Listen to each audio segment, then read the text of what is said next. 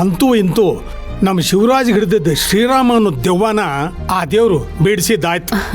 ಹೌದು ರೀ, ಹಂಗೆ ಆ ಭಗವಂತ ಅವನ್ ಜೀವನ ಸರಿ ಮಾಡಿದ್ರೆ ಅಷ್ಟೇ ಸಾಕು. ಅದೂ ಆಗತ್ತೆ ಅತ್ತೆ.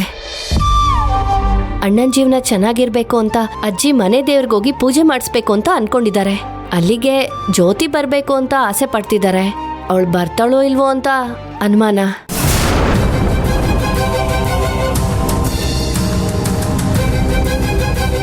ತುಳಸಿ, ಈಗ ಅದೆಲ್ಲ ಆಗೋ ಮಾತಾ? ನನಗ್ಯಾಕೋ ಅವ್ರು ಬರ್ತಾರೆ ಅನ್ನೋದ್ರ ಮೇಲೆ ನಂಬಿಕೆನೇ ಇಲ್ಲಮ್ಮ. ಮಾವ, ಇದು ದೇವ್ರ ಕಾರ್ಯ. ದೇವ್ರಿಗೆ ಯಾರನ್ನ ಹೇಗೆ ಯಾವಾಗ ಕರ್ಸ್ಕೋಬೇಕು ಅಂತ ಚೆನ್ನಾಗಿ ಗೊತ್ತು. ಇಲ್ಲಿವರೆಗೂ ನಮ್ಮ ಕೈ ಹಿಡಿದು ಕರ್ಕೊಂಡು ಬಂದಿರೋ ಆ ಭಗವಂತ ಇವಾಗ ಕೈ ಬಿಟ್ಬಿಡ್ತಾನ? ಇನ್ ಮುಂದೇನು ಅವನ್ ಕೈ ಹಿಡಿದು ಕರ್ಕೊಂಡು ಹೋಗ್ತಾನೆ ಅನ್ನೋ ನಂಬಿಕೆ ನನಗಿದೆ.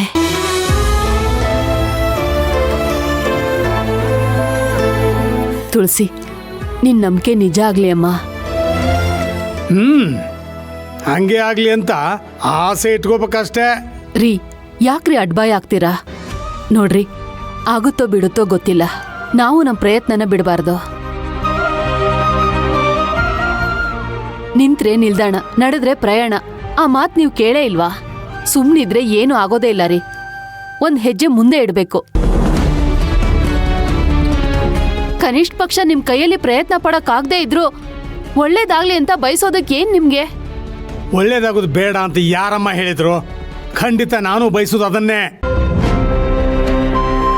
ನೋಡಿ, ಅವರಿಬ್ರು ಒಂದಾಗ್ಬಿಟ್ರೆ ನಮ್ ಕುಟುಂಬಕ್ಕೆ ಹಿಡ್ದಿರೋ ಎಲ್ಲಾ ಗ್ರಹಣನೂ ಕಳ್ದೋದಂಗ ಆಗ್ಬಿಡತ್ತೆ. ಖಂಡಿತ ಆಗುತ್ತೆ ತುಳಸಿ, ನೀನೇನು ಯೋಚನೆ ಮಾಡ್ಬೇಡ. ಆಯ್ತದೆ. ನಾಯಿ ಬಾಲ ನೆಟ್ಗಾಗಕ್ಕಿಲ್ಲ, ಬೀಸೋ ಗಾಳಿನ ಹಿಡಿಯಕ್ಕಾಗಕ್ಕಿಲ್ಲ. ಹಂಗೆ ಇವ್ರಿಬ್ಬರನ್ನ ಒಂದ್ ಮಾಡಕ್ ಆಗಕ್ಕಿಲ್ಲ.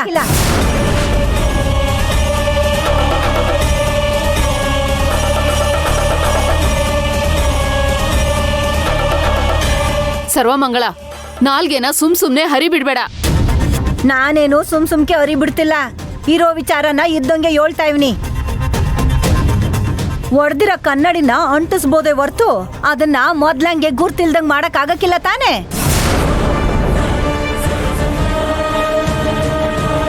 ಇದು ಹಂಗೆಯ ಒಡ್ದೋಗಿರೋ ಮನಸ್ಗಳನ್ನ ಒಂದ್ ಮಾಡೋ ಪ್ರಯತ್ನ ಮಾಡ್ತಾ ಇದೀರ ನೀವು. ಅದು ಅಂಟ್ಕೋಬಹುದು, ಆದ್ರೆ ಒಂದಾಗಕ್ಕಿಲ್ಲ.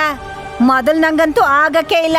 ಏಯ್, ಇಷ್ಟೊತ್ತು ನಿಮ್ಮ ಅಣ್ಣಂಗ್ ಬುದ್ಧಿ ಹೇಳಿದಾಯ್ತು, ಈಗ ನಿನಗೆ ಹೇಳ್ಬೇಕಾ? ಆಗುತ್ತೋ ಬಿಡುತ್ತೋ ಗೊತ್ತಿಲ್ಲ, ಪ್ರಯತ್ನ ಮಾಡು.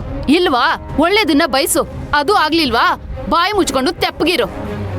ಹಂಗೆ ಕಣ್ತಾಗ ಇದ್ದಂಗೆ ಹೇಳಿರೆ ಯಾರಿಗ್ ತಾನೇ ಹಿಡಿಸ್ತದೆ? ಏಯ್, ಬಾಯಿ ಮುಚ್ಕೊಂಡು ಒಳಗೋಗು. ಇಲ್ವಾ, ತೆಪ್ಪು ಕೂತ್ಕೋ. ನನಗ್ ಕೋಪ ತರಿಸ್ಬೇಡ. ನಾನೇನ್ ಕೋಪ ತೋರಿಸ್ತಿಲ್ಲ ಅತ್ಗೆ. ನೀವೆಲ್ಲ ಬಂಡೆಗ್ ತಲೆ ಚೆಚ್ಕೊಳ್ಳೋ ಕೆಲಸ ಮಾಡ್ತಾ ಇದ್ದೀರಾ ಅಂತ ಹೇಳ್ತಾ ಇವ್ನಿ. ನಾವೇನು ಬಂಡೆಗೆ ಹೋಗಿ ತಲೆ ಚೆಚ್ಕೋತಾ ಇಲ್ಲ. ನೀನ್ ಹೀಗೆ ಮಾತಾಡ್ತಾ ಇದ್ರೆ ನಿನ್ ತಲೆ ತಗೊಂಡ್ ಹೋಗಿ ಬಂಡೆಗ್ ಚೆಚ್ಬೇಕಾಗುತ್ತೆ. ನಾನೊಬ್ಳು ಬಿಟ್ಟು ಬಿದ್ದಿದ್ದೀನಿ, ತಗೊಂಡೋಗಿ ಬಂಡೆಗ್ ಚೆಚ್ಬಿಡು. ಅತ್ತೆ, ಅಮ್ಮ, ಇಬ್ರು ಸ್ವಲ್ಪ ಸುಮ್ಮನೆ ಇರ್ತೀರಾ? ಮತ್ತೆ ಅವಳು ಆಡ್ತಿರೋ ಮಾತನ್ನ ಕೇಳಿಸ್ಕೊಳ್ಳಿಲ್ವೇನೋ ನೀನು? ಅಮ್ಮ, ಅತ್ತೆ ಹೇಳೋದ್ರಲ್ಲಿ ಏನ್ ತಪ್ಪಿದೆ? ನೀನೇ ಬೇಡದೇ ಇರೋ ಪ್ರಯತ್ನ ಪಡ್ತಾ ಇರೋದು. ಕೆಲವೊಂದ್ಸಲ ಹೇಳಿದ್ರೆ ಅರ್ಥ ಆಗಲ್ಲ, ಅನುಭವ ಆದ್ರೇನೆ ಬುದ್ಧಿ ಬರೋದು. ಹೇಗಿದ್ರು ಪ್ರಯತ್ನ ಪಡ್ತಿದ್ಯಲ್ಲ, ಬುದ್ಧಿ ಬರ್ದ್ ಬಿಡು. ಮಗನೇ ಎಲ್ಗೊಂಟು? ಮಗನೇ ನಿಂತ್ಕೊಳ್ಳೋ. ಈಗ ನಿನ್ ಹೊಟ್ಟೆ ತಣ್ಣಗಾಯ್ತಾ? ಏನು ಮಕ್ಕ ನೋಡ್ತಿದ್ದೆ? ಎದಳ್ ಮ್ಯಾಕೆ.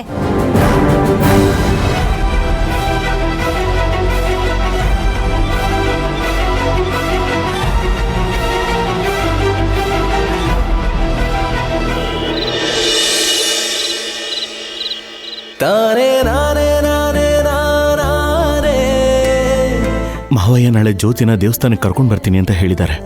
ದೇವಸ್ಥಾನದಿಂದ ನೇರವಾಗಿ ಅವಳು ನಮ್ಮ ಮನೆಗೆ ಬರಬೇಕು. ನಾಳೆಗೆ ನಮ್ಮ ಸಮಸ್ಯೆಗಳೆಲ್ಲ ಮುಗಿದು ಹೊಸ ಜೀವನ ಶುರು ಆಗಬೇಕು. ಆಗತ್ತೆ, ಆ ನಂಬಿಕೆ ನನಗಿದೆ. ಜ್ಯೋತಿ ದೇವಸ್ಥಾನಕ್ಕೆ ಬರ್ತಾಳೆ ಅಂದ್ರೇನೆ ಅರ್ಧ ಕೋಪ ಕಮ್ಮಿ ಆಗಿರುತ್ತೆ ಅಂತ ಅರ್ಥ. ಇನ್ನರ್ಧ ಅವಳನ್ನ ಕಾಡಿ ಬೇಡಿ ಆದರೂ ನಾನು ಅವಳ ಕೋಪನ ಇಳಿಸ್ಬಿಟ್ರೆ ಅವಳು ಖಂಡಿತ ಬದಲಾಗ್ತಾಳೆ. ಹೌದು, ನಾಳೆ ಎಷ್ಟು ಬೇಗ ಆಗುತ್ತೋ ಅಷ್ಟು ಬೇಗ ನಾನು ಜ್ಯೋತಿ ನೋಡ್ತೀನೋ ಅಂತ ಅನಿಸ್ತಾ ಇದೆ. ಜ್ಯೋತಿ, ನಾನಿನ್ನ ತುಂಬ ಪ್ರೀತಿಸ್ತೀನಿ. ನನ್ನ ಪ್ರೀತಿ ನೀನು ಅರ್ಥ ಮಾಡ್ಕೊಂಡ್ರೆ ಅಷ್ಟೇ ಸಾಕು. ಸೂರ್ಯದೇವ, ಬೇಗ ಹೋಗಿ ಬಾರಪ್ಪ.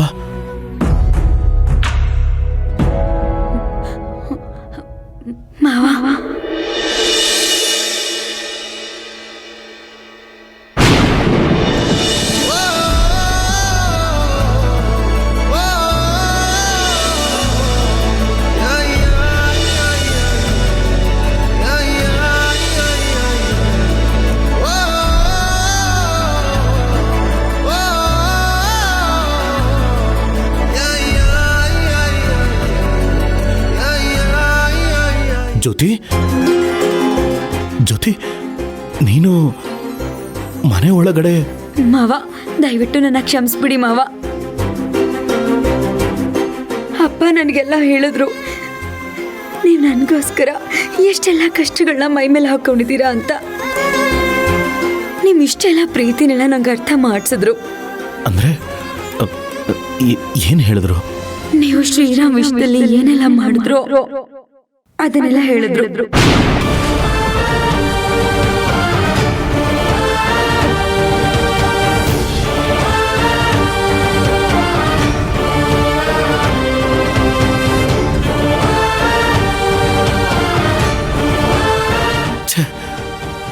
ಮಾವ ಏನು ಬುದ್ಧಿನೇ ಇಲ್ಲ.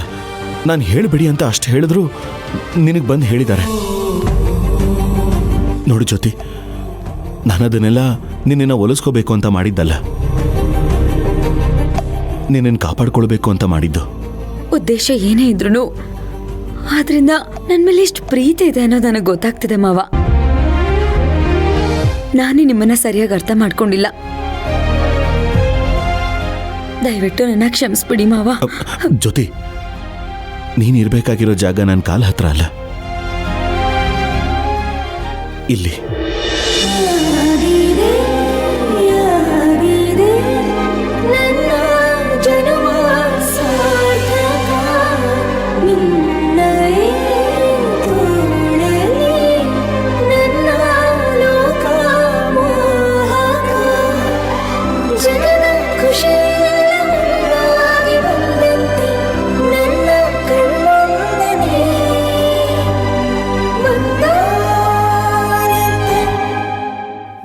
ಮಾವ, ನನಗೆ ತುಂಬಾ ಖುಷಿ ಆಗ್ತಾ ಇದೆ.